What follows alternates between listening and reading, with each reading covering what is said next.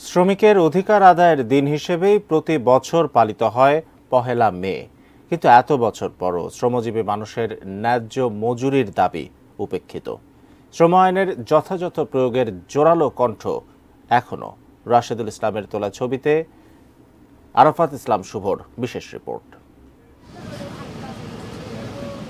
দেশজুড়ে বইছে বৈশাখের অস্বাভাবিক তাপপ্রবাহ। কাঠফাটা রোদে জাহাজ থেকে কয়লা নামানোর কাজে ঘেমে একাকার শ্রমিকরা।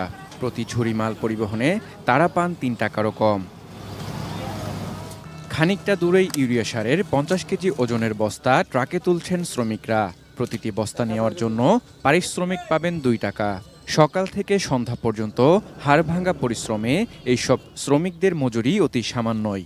মজুরি কম, কাম করে পারতেছে না, গরম তাপমাত্রায় কাম করা যায় না। আগে থেকে অনেক কাম কম করা লাগে। দেশের পোশাক শিল্প সহ প্রাতিষ্ঠানিক খাতে কাজ করা শ্রমজীবীরা কিছুটা সুযোগ সুবিধা পেলেও অপ্রাতিষ্ঠানিক খাতে কর্মরত শ্রমজীবীদের নেই কোনো নির্দিষ্ট বেতন কাঠামো বা কর্মঘণ্টা। ৫টা বাজে আইছি, এখনো ২০০ টাকা উঠাতে পারি নাই। কি রোদ পড়তেছে, লেবারের বেতন কোনো বাড়ে না। আমরা কাজ করলে টাকা পাবো, না করলে না পাবো। ৭ জুড়ি দেয় আমাকে ২০ টাকা। কয়লা জিনিস তো গরমটা একটু বেশি, গরমের সময় হলে ওখানেও হিট হয়, আবার উপরে তো রোদ আছেই।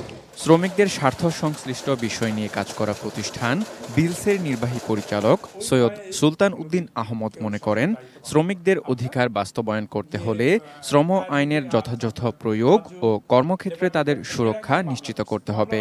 এবারের মে দিবসের চেতনা এটা হওয়াতে বড় দরকার যে সবাইকে আইনের সুরক্ষার মধ্যে নিয়ে আসা, সবার জন্য একটা মজুরির মানদণ্ড ঠিক করা এবং সবাইকে সংগঠিত হওয়ার সুযোগ দেওয়া, যাতে তারা ভয় ভীতিহীন পরিবেশে কাজ করতে পারে, তার নিজের ন্যায্য হিস্সাটা দাবি করতে পারে। দুপুরের এই তপ্ত রোদে কাজ করা মানুষগুলো জানে না মে দিবস কি। দিনমজুর এসব শ্রমিকদের একটাই দাবি, কর্মঘণ্টা অনুযায়ী তাদের ন্যায্য মজুরি যেন নিশ্চিত করা হয়, তাহলেই পাবে মে দিবসের সার্থকতা। আরাফাত ইসলাম শুভ, এটিএন নিউজ, ঢাকা।